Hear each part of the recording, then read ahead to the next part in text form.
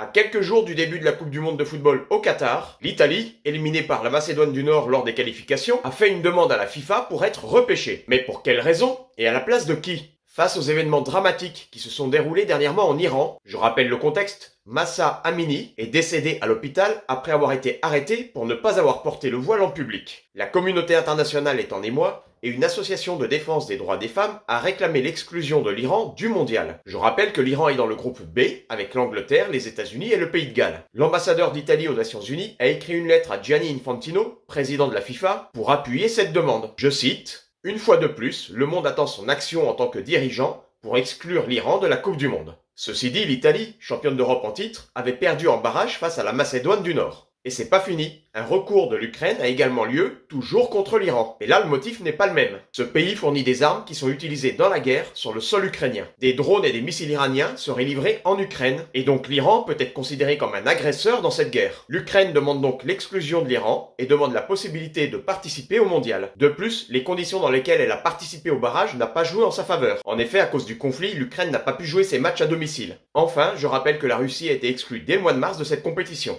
Mais le débat reste entier. Est-ce que les sportifs doivent être exclus des tournois alors que les responsables de cette guerre, ce sont les dirigeants politiques?